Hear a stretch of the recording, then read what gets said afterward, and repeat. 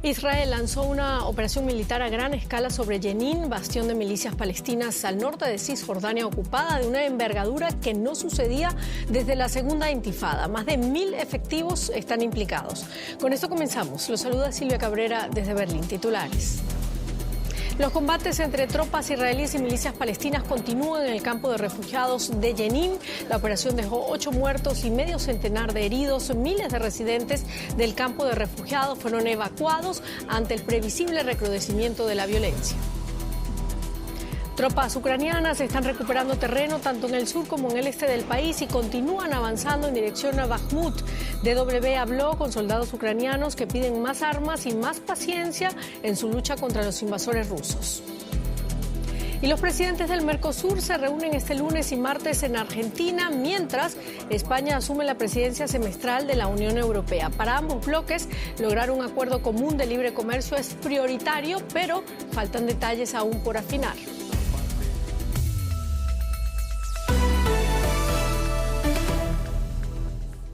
Comenzamos. El ejército israelí lanzó en la madrugada de este lunes una operación militar por tierra y aire en la ciudad de Jenin. Se trata de la mayor incursión desde la segunda intifada. El Ministerio de Sanidad palestino asegura que hubo 8 muertos y centenares de heridos.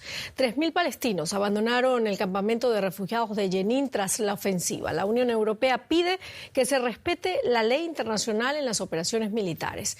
El líder palestino Mahmoud Abbas dijo tras el ataque que la autoridad palestina rompe la relación de coordinación para la seguridad con Israel. Las tropas israelíes tenían como objetivo lo que señalaron como un centro de operaciones de la brigada de Jenin, que consideran una organización terrorista. En el campo de refugiados, los grupos armados palestinos ganaron fuerza en el último año. La llamada a la oración se vio interrumpida por el sonido de un intenso tiroteo. La incursión israelí comenzó mucho antes del amanecer. Era la 1 de la mañana. El ejército llevó a cabo ataques con drones para despejar el camino a las fuerzas terrestres. En esta operación a gran escala participan cerca de 2.000 soldados. Su objetivo declarado: destruir lo que denominan una infraestructura terrorista. Aseguraron que no podían quedarse de brazos cruzados mientras los terroristas atemorizan a los civiles y usan el campo de refugiados de Jenin como guarida. El ejército israelí publicó estas imágenes de explosivos incautados. Esta es la perspectiva palestina. Según las autoridades sanitarias, decenas de personas han resultado heridas en los ataques israelíes y en el posterior tiroteo. Algunas de ellas graves, lo que significa que el número de muertos podría aumentar. Lo que está ocurriendo en el campo de refugiados es una guerra real. Han lanzado ataques aéreos contra el campo. Tenemos entre 5 y 7 ambulancias y cada vez volvemos llenos de heridos. La luz del día no trajo la calma. Al amanecer, los habitantes de Jenin lanzaron piedras contra los tanques israelíes desde las barricadas y militantes enmascarados dispararon armas en calles semidesiertas.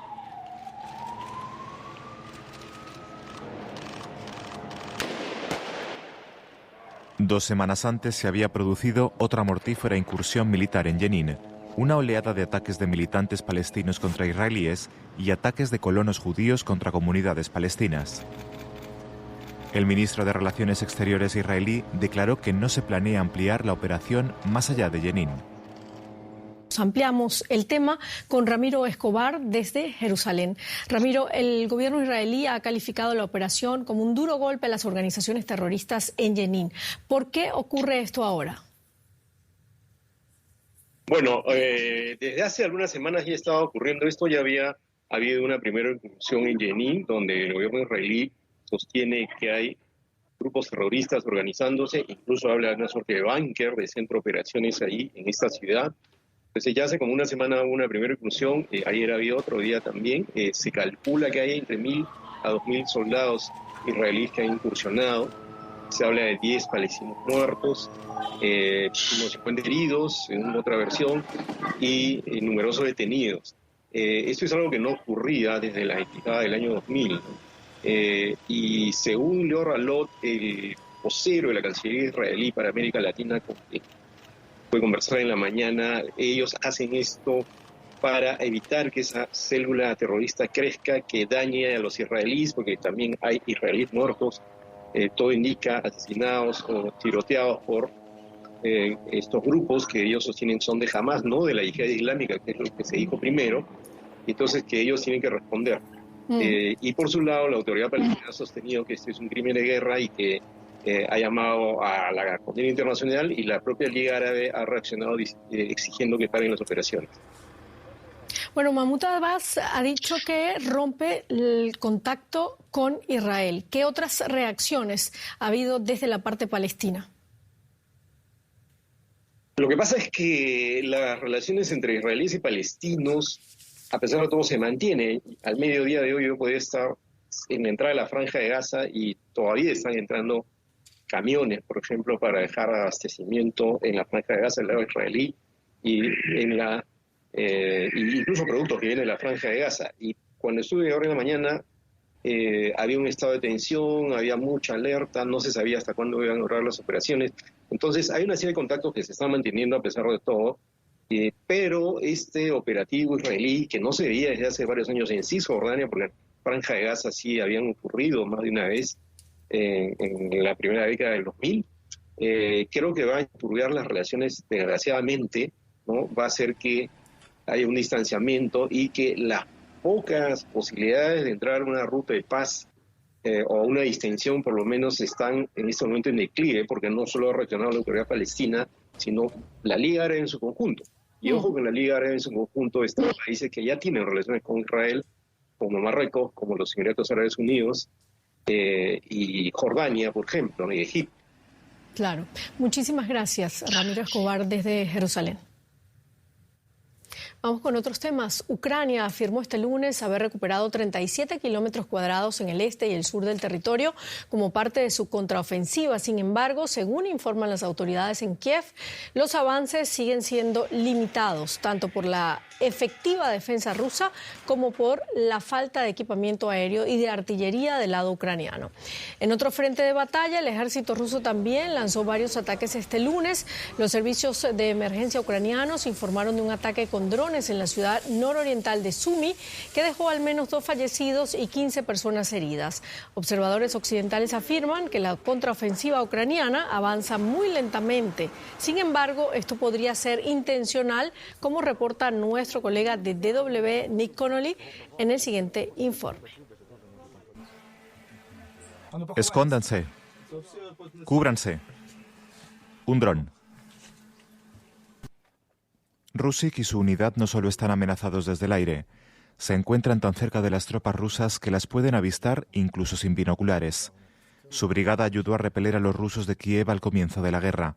Fue un éxito rápido y claro, pero esto es diferente. Llevan meses apostados aquí. Lo que ves ahora aún no es la contraofensiva. Lo sabrás cuando lo veas. Por ahora solo los estamos tanteando, observando sus puntos débiles. La contraofensiva a gran escala está por llegar aún. El avance lento es intencionado, nos explica Rusik. Los rusos llevan meses cavando zanjas y colocando minas. Dice que Ucrania no arriesgará un nivel de bajas como el que sus hombres causaron entre los mercenarios rusos de Wagner. Intentaron abrumarnos con cadáveres. Era como en la Segunda Guerra Mundial. No paraban de llegar. Le dabas a uno y seguían otros 2. Abatías a 2 y detrás venían otros 4. Nuestras metralletas han funcionado muy bien. Ellos ni siquiera llevaban cascos o chalecos antibalas. Lo único que tenían eran sus armas. Muchos de estos hombres llevan luchando desde los primeros días de la guerra. Le pregunto a Rusik cuándo vio a su familia por última vez.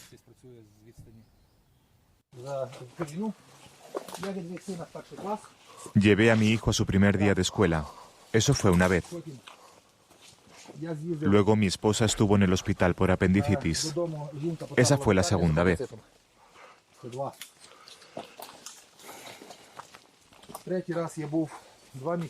La tercera fue cuando tuve 5 días libres y hoy regresaré a Kiev para ir al funeral de mi primo, que murió combatiendo cerca de Lugansk.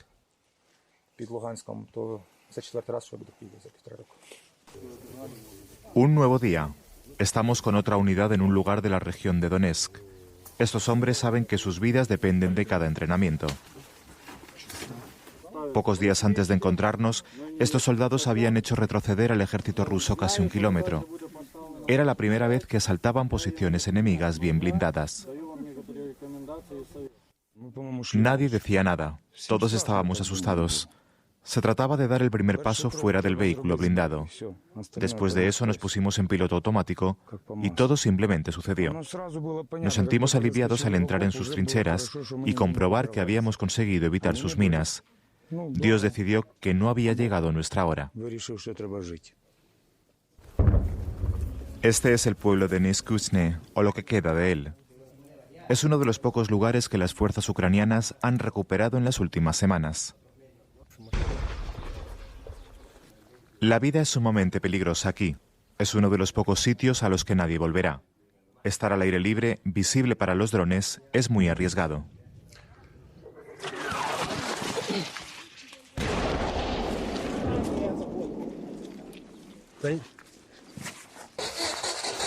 La furgoneta no arrancaba. Pero finalmente nos pusimos en marcha. Estos hombres están librando una batalla pueblo por pueblo. Sus vidas penden de un hilo. Nos dicen que no están dispuestos a correr aún más riesgos para cumplir plazos fijados por aliados lejanos. Vamos a Francia. El gobierno mantendrá en la noche de este lunes el amplio dispositivo de 45.000 policías para tratar de continuar la desescalada de los disturbios que sufre Francia en las 6 últimas noches. Esto a pesar del claro descenso de la violencia el domingo. Durante el fin de semana hubo varios enfrentamientos por todo el país y la casa de un alcalde fue quemada. Se estima que en París los disturbios han causado al menos unos $22 millones en daños. Fuera del Ayuntamiento de París, los miembros del Consejo Municipal participan en una protesta pacífica contra los recientes disturbios en Francia. La alcaldesa opina que hay falta de solidaridad en la sociedad. Estamos aquí para condenar la violencia contra la propiedad y las personas. Nada justifica la violencia. Por toda Francia, los ciudadanos se han congregado ante los ayuntamientos para participar en actos solidarios, entre ellos el alcalde de un suburbio de París cuya casa fue atacada. Su esposa e hijo fueron heridos cuando huían. En la ciudad oriental de Reims, el ministro del Interior francés inspecciona los daños. El domingo por la noche hubo menos enfrentamientos. Hasta el momento hay más de 3.000 detenidos. La edad media de los detenidos es de 17, pero algunos de los que prendieron fuego a algo o agredieron a políticos tenían 12 o 13 años. Creo que tenemos que cuestionar la responsabilidad de las familias y los padres, porque no es trabajo de la policía ni es problema del Estado que un niño de 12 años incendie una escuela. Casi 300 ciudades y pueblos han sufrido protestas violentas. El presidente Macron invitó el martes a los alcaldes de las zonas afectadas para evaluar las causas de los disturbios. Durante el fin de semana, la abuela de Nael, el joven de 17 años que fue asesinado por la policía, hizo un llamado para poner fin a la violencia. Y el presidente del gobierno español, Pedro Sánchez, y de la Comisión Europea, Ursula von der Leyen, confían en cerrar el controvertido pacto sobre migración y asilo en la Unión Europea durante la presidencia semestral española. Este lunes discutieron en Madrid la agenda y las prioridades de la presidencia de España del Consejo de la Unión Europea asumida este sábado. El primer paso de Sánchez ha sido viajar a Kiev en un gesto que subraya la importancia del apoyo del bloque a Ucrania. Juliana González ahora con la economía. Juliana. Gracias, Silvia. Y seguimos hablando de esas tareas que tiene Pedro Sánchez. Y es que una de las metas principales del gobierno español frente a la presidencia del Consejo de la Unión Europea es alcanzar un acuerdo comercial precisamente con el Mercosur tras 20 años de duras negociaciones. Los gobernantes del Mercosur se reúnen este lunes y martes en Puerto Iguazú, Argentina. Está por ver si presentarán un proyecto detallado para responder a las exigencias ambientales de la Unión Europea de cara a cerrar un acuerdo de libre comercio. El acuerdo, que fue firmado en 2019 por el gobierno del entonces presidente Jair Bolsonaro, nunca fue ratificado porque los socios europeos habían exigido garantías ambientales adicionales debido a la aceleración de la deforestación en la Amazonía. Así se abre paso el fuego en la selva tropical con la deforestación, a menudo de manera ilegal, para cortar madera y cultivar soja, por ejemplo. Con Bolsonaro la deforestación alcanzó un triste récord, pero el nuevo presidente brasileño ha reafirmado su compromiso para combatirla. La Unión Europea espera que dé un nuevo impulso al acuerdo comercial de Mercosur. Lula, sin embargo, critica que el bloque europeo quiera introducir requisitos medioambientales adicionales que podrían excluir del comercio productos como la soja procedente de zonas deforestadas. El principio rector entre socios estratégicos debe ser la confianza mutua, no la desconfianza y las sanciones. La Unión Europea aprobó leyes propias con efectos extraterritoriales que alteran el equilibrio del acuerdo. Estas iniciativas plantean la posibilidad de restricciones a las exportaciones agrícolas e industriales brasileñas. Mercosur incluye Argentina, Uruguay, Paraguay y Brasil. La adhesión de Venezuela está suspendida. Los miembros alcanzaron un acuerdo con los europeos en 2019, pero su ratificación se ha estancado. El principal objetivo es reducir las restricciones aduaneras, creando así una de las mayores zonas de libre comercio del mundo, con unos 700 millones de habitantes. En 2022, Europa exportó mercancías por valor de 56.000 millones de euros, principalmente productos químicos, automóviles y maquinaria. Y a la inversa importó bienes por valor de 64.000 millones de euros, principalmente materias primas, un déficit comercial por primera vez en años. Europa confía en obtener un mejor acceso a importantes materias primas de Latinoamérica, como el litio de las baterías. La industria automovilística europea cuenta con ello. Pero el acuerdo también es controvertido en la propia Unión Europea. Los países con una agricultura fuerte, como Francia, Austria y los Países Bajos, temen verse perjudicados por las importaciones agrícolas de América Latina. Y los ecologistas creen que el acuerdo podría aumentar la presión sobre la selva tropical y ser perjudicial para el clima en todo el mundo. Una situación difícil para el gobierno español, que quiere dar por cerrado el acuerdo comercial antes de finales de año. Después de una pausa de 4 años, el Mercosur se reúne con todos los presidentes presentes, y para hablar de los puntos claves de estos 2 días de reuniones de alto nivel, hemos invitado a Ignacio Barteshagui, director del Instituto de Negocios Internacionales de la Universidad Católica de Uruguay. Gracias, señor Barteshagui, por aceptar nuestra invitación. El optimismo de la presidenta de la Comisión Europea de destrabar el acuerdo choca con las críticas del Mercosur a los condicionamientos. ¿Qué puntos se espera que contenga la contrapropuesta del Mercosur? Buenas noches. En principio, un no a la propuesta de la Unión Europea de incorporar en el acuerdo compromisos del Acuerdo de París y restricciones a los productos que hoy exporta el Mercosur. La propuesta se pensaba entregar esta semana, coincidiendo con la cumbre del Mercosur, pero ya se sabe que no se va a llegar a tiempo porque Brasil se va a tomar más tiempo para responder. Por otro lado, Argentina ha dicho también que quiere revisar otros aspectos del acuerdo, por lo tanto ya no estamos hablando solo de las cláusulas ambientales, sino que es probable que la respuesta a la Unión Europea contenga también otros compromisos de revisión. ¿Cuáles serían brevemente esos compromisos, señor Barteshagui? Bueno, hay algunas dudas en lo que tiene que ver con compras gubernamentales, que es el acceso a poder comprarle a los estados del Mercosur por parte de la Unión Europea. Allí Brasil ha sido muy claro en que lo quiere revisar, pero también desde el lado de Argentina se mostraron algunas preocupaciones en algunos accesos de productos industriales. Por lo tanto, lo que sí está claro, no conocemos la propuesta, no se ha hecho pública y se va a demorar un poco más en entregar, pero probablemente se diga que no a los compromisos adicionales que planteó la Unión Europea y se proponga incluso un acuerdo más equilibrado, como ha dicho Lula recientemente en la visita de la presidencia de la Comisión Europea a Brasil, que puede incorporar negociaciones en otros capítulos, como estábamos comentando.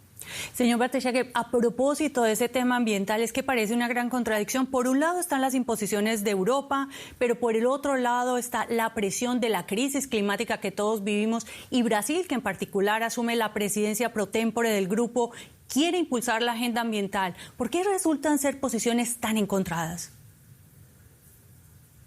Bueno, porque una cosa es la deforestación en la Amazonia y otra bien distinta es el nivel de compromisos ambientales que pretende la Unión Europea, que en algunos puntos ni siquiera Estados Unidos o Australia u otras grandes economías están de acuerdo. Entonces, yo creo que hay un poco de un esfuerzo que debe hacer el Mercosur, por supuesto, con el liderazgo de Brasil, que es el gran jugador en los asuntos ambientales, en atender este asunto que ha sido descuidado por Bolsonaro, como decía el informe, pero también hay una Unión Europea que debe reconocer que si pretende ese nivel de requisitos ambientales, no va a poder cerrar el acuerdo con el Mercosur. Bueno, estaremos muy atentos a cómo evoluciona esta reunión que termina mañana. Muchas gracias, señor Ignacio Bartechage, director del Instituto de Negocios Internacionales de la Universidad Católica de Uruguay, por estos análisis. Con todo gusto. Y a propósito de los efectos del cambio climático, la sequía en Honduras empieza a cuantificarse ya. Las estimaciones preliminares indican pérdidas de entre el 60 y 80% de los cultivos de granos básicos y la muerte de al menos 1.500 cabezas de ganado en esa zona conocida como el Corredor Seco. En estos más de 140 municipios se declaró la alerta roja máxima a causa de la sequía. Y en los mercados de la capital, Tegucigalpa, algunos productos empiezan a escasear mientras los granos básicos aumentan de precio. El impacto de la sequía comienza a sentirse en el presupuesto de los hondureños, sobre todo por el encarecimiento de los granos básicos. En proyecciones, si hasta este momento el frijol ya lleva un incremento de un 62% en el precio, cuando ya sintamos los efectos fuertes, el rigor de la sequía, posiblemente vayamos a llegar a un 120, un 130% en incrementos. Las autoridades han declarado alerta roja en 140 municipios por la sequía, que dificultará el cultivo y acceso a productos esenciales y agudizará la inseguridad alimentaria que ya sufren al menos 4 millones de hondureños, según datos de la Organización de las Naciones Unidas para la Alimentación y la Agricultura, la FAO. Estamos hablando de aproximadamente 2 millones de personas, de pobres en Tegucigalpa y San Pedro Sula, con un ingreso promedio de quizás 400, 500 dólares mensuales, ¿verdad? Para una familia de 5 o 6 miembros y con una inflación que crece en 15% anual de alimentos, una inflación de alimentos. Imagínense lo que significa, lo que va a costar para esa familia conseguir la dotación alimentaria necesaria para poder evitar que, por ejemplo, las niñas, los niños se desnutran. Ya tenemos un 25% de niñas y niños en el sector urbano con desnutrición crónica, ¿verdad? Con la sequía comenzaron también los racionamientos de agua en las grandes ciudades. Algunos barrios tienen suministro solo 3 veces por semana y otros después de 20 días. Al cambio climático se suma la falta de inversión en sistemas de riego y almacenamiento de agua, explica el ingeniero Emilio Medina. Con una infraestructura adecuada, nosotros pudiéramos asegurar la dotación de agua a todas las comunidades. Por ejemplo, mire el caso de la zona sur, por Choluteca para citarlo. La precipitación media anual es mayor en Choluteca que en Tegucigalpa. O sea, ellos tienen más agua. Llueve más, pero no hay cómo almacenar el agua. Entonces, esta escasez es una escasez más económica que realmente por falta de agua. Tras la sequía, se prevé que el fenómeno del Niño impacte en Honduras entre mediados de julio y fines de agosto. Por su parte, el Sistema Nacional de Gestión de Riesgos anunció una inversión de al menos $200 millones para llevar asistencia alimentaria a las comunidades afectadas por la sequía.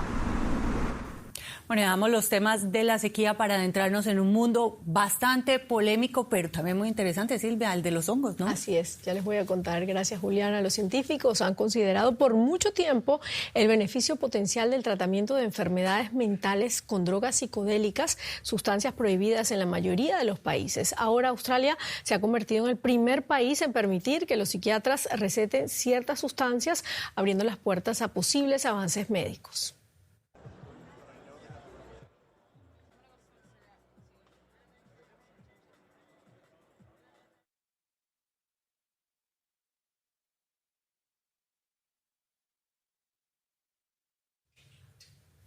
Bueno, tenemos unos problemas técnicos con el audio. En los próximos informativos, por supuesto, les volveremos a mostrar este informe.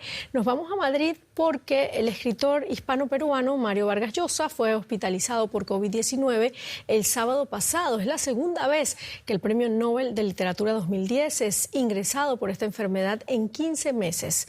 Sus hijos confirmaron este lunes su hospitalización. En los últimos meses, la actividad del escritor no ha cesado. El pasado abril recibió el Gran Collar de la Orden del Sol en Lima, en su país natal. En febrero entró en la Academia Francesa, precisamente su última publicación, Un bárbaro en París, textos sobre la cultura francesa. Es una recopilación de artículos sobre su relación con Francia. Y vamos ahora con un resumen de otras noticias importantes del día. Este lunes se abrió en La Haya un centro internacional para investigar los posibles crímenes de agresión cometidos por Rusia en la invasión de Ucrania. Un paso que ha sido calificado de histórico por Kiev. El centro investigará y reunirá pruebas para futuros juicios a responsables del Kremlin y militares rusos. Una explosión y posterior incendio en el centro de Tokio dejó al menos 4 heridos. El incidente se produjo en un edificio del distrito comercial de Shinbashi, en la capital japonesa. La policía investiga las causas. Algunos testigos reportan haber percibido olor a gas antes de la explosión. Taiwán realiza este lunes ejercicios militares, incluyendo pruebas de disparo de misiles. Esta demostración de capacidad de defensa se produce en momentos de crecientes tensiones con la vecina China, que ve a la isla como gobierno democrático y parte de su territorio. China realizó 2 grandes maniobras militares alrededor de la isla el año pasado. Y en Francia falleció este lunes el último sobreviviente de los 177 galos que participaron en el desembarco de Normandía. Léon Gautier contaba con 100 años de edad. Emmanuel Macron, que coincidió con él en diversos homenajes, recordó una máxima que Gautier solía repetir: no somos héroes, solo cumplimos con nuestro deber. Aquí lo vemos al lado del presidente francés. Gautier fue miembro del comando Kifa, un batallón de fusileros de marina que desembarcó en las costas del noreste de Francia el 6 de junio de 1944. Tras su participación en los esfuerzos para liberar a Francia de la ocupación nazi, nunca dejó de abogar por la paz. Y con esto terminamos nuestro informativo. Muchísimas gracias por habernos acompañado. Sigan acá con nosotros en DW Deutsche Welle. Hasta luego.